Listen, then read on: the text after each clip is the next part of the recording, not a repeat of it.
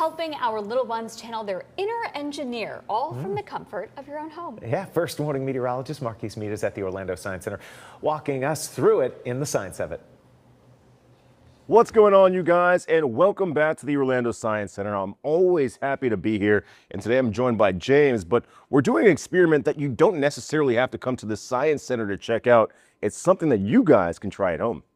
Absolutely, Marquise. So right off the bat, I want to ask you, what are some things that come to mind when I say the word engineering? Building, creating things for a better life, technology, computers. I feel like those are the first 7, 8 words that come to mind. Yeah, sure. And I think you're right on the money with that. A lot of our children at home already are engineers. Cool. A lot of our children can build already, huh? Oh yeah, absolutely. I mean, most of us started off building blocks when we were young. Maybe as our creativity and fine motor skills got a little more in tune, we moved to Legos. Maybe we did Lincoln Logs or what have you. But one thing that all those activities have in common is they use something called the engineering design process. Okay, what is that exactly? So the engineering design process, well, that's a funny thing that you would ask because there's a lot of different trains of thought about what those steps actually look like. But today what I'm going to show you is a 3-step process. It's simplified. And it's basically just going to break it down into 3 simple steps. I like that you kept it simple for me because I forget things a lot. Anything for you, Marquise. So I think we'd like to start off, of course, with the first step here, which is explore. So when we explore, we like to ask questions, maybe learn a little bit more about what it is we're working with, what are some of the constraints we have for this activity. So if I were to work with something like, let's say, plastic cups, I might want to learn more about plastic cups, right? Like what shape is the cup? I'm going to kind of study that some. Maybe are they heavy?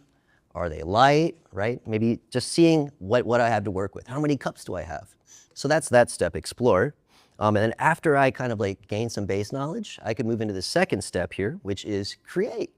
So not too bad. And really, pretty self-explanatory. We're gonna start creating, and you're welcome to help out if you'd like to, Marcus. All right, I'm not like a world record holder, but I can see what I got under my sleeve. All right. Up my short sleeves, better yet. So we're creating a pyramid, right? Sort of, yeah. Pyramid, some people might call it a cup tower. But one thing I want to point out is actually we want to have some constraints here too. Okay. So when we're building this, I'm going to say we want to build one that's maybe about 50 centimeters, at least 50 centimeters. So 50 centimeters to me sounds like maybe 2 feet tall. Yeah, somewhere around there. Okay. Let's see if we can make that happen.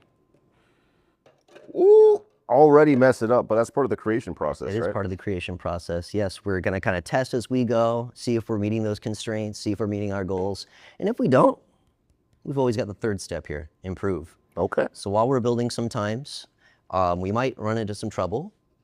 And, oh, look at that. Sorry to do it to you, I was Marquise. right there at the top, too. One thing that I love about these engineering activities is it teaches kids that what we think of a lot of times as failure is really an opportunity to try again and to try and learn something, right? So I'm going to say, let's go ahead and move on to that improve step, and we'll try again. So the goal is to make this about 2 feet, right? Give or take, yeah. Give I'm going to say right about here. Boom, boom. We're getting to the top now. I love how I'm just putting you to work here now, Marquise. Well, someone has to measure. Someone has to supervise in the engineer process. There we go. So did we meet our goal of 60 centimeters? We're What do you think? close. Do you think you could use maybe one more cup? We might actually exceed our goal if I put this one on top ever so carefully. Hey, yeah, just like that. We were able to meet our goal, Marquise. Awesome, great job. Sweet. Go team. Well, I'm happy that we were able to meet our goal. We followed all the steps to a T, went from exploring to creating, and then we had to create all over again by improving, making it a little bit better, and adding to our goal and actually exceeding it. So a success here at the Orlando Science Center. And as we mentioned, this is an experiment that you can try at home. In fact, you can create and also engineer anywhere on the planet. But we hope to see you guys here throughout the month of August as we're highlighting Engineer Month at the Orlando Science Center. See you guys soon.